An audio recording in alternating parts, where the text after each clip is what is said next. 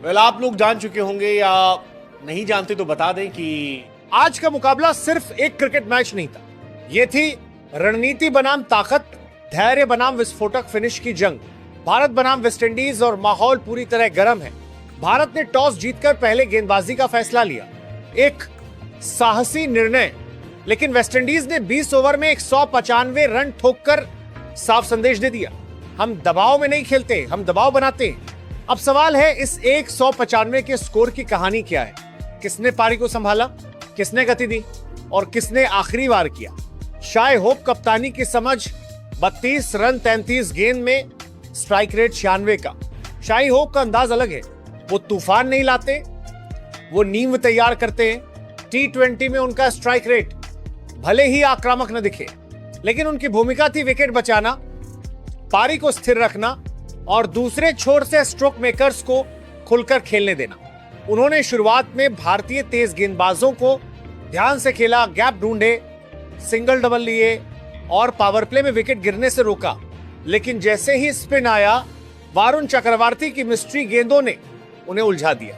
एक चतुर गेंद, हल्का सा टर्न और विकेट। रोस्टन चेज रन 40 25 गेंद में, 5 चौके, स्ट्राइक रेट 160 का। ये वो चरण था जहां मैच ने करवट ली। रोस्टन चेज ने आते ही संकेत दे दिया, अब गियर बदलेगा। उन्होंने स्पिनरों के खिलाफ बेहतरीन फुटवर्क दिखाया, कवर ड्राइव, पिकअप शॉट और मिड विकेट के ऊपर शानदार हिट्स। उनकी बल्लेबाजी में आक्रामकता थी, लेकिन लापरवाही नहीं। जब भारतीय टीम दबाव बनाने की कोशिश कर रही थी, तभी जासप्रीत बुमराह ने एक क्लासिक डिलीवरी से उन्हें चौंका दिया। पर तब तक चेस काम कर चुके थे, रन गति बढ़ चुकी थी। आक्रामक तेवर शिमरॉन हेटमायर 27 रन। हेटमायर का मतलब है ताकत, खासकर स्पिन के खिलाफ।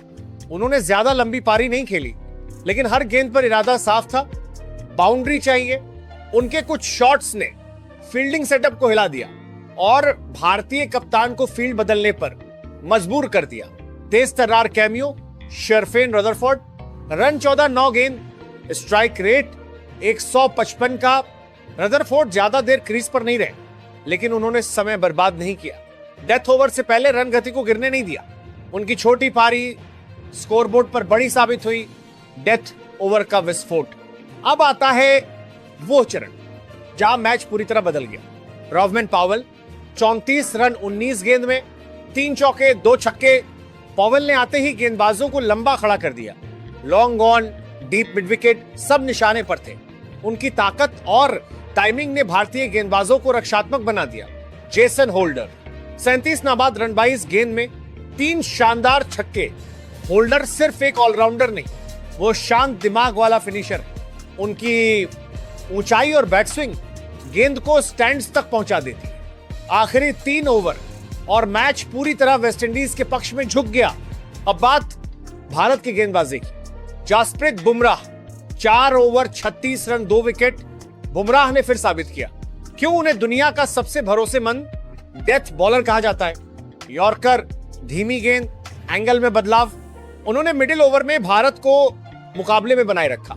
अगर उन्हें दूसरे छोर से बेहतर सपोर्ट मिलता तो स्कोर 180 के आसपास रुक सकता था। Hardik Pandya 4 over 40 run 1 wicket. हार्दिक ने एक कोशिश की, लेकिन डेथ ओवर में लाइन और लेंथ थोड़ा भटक गई।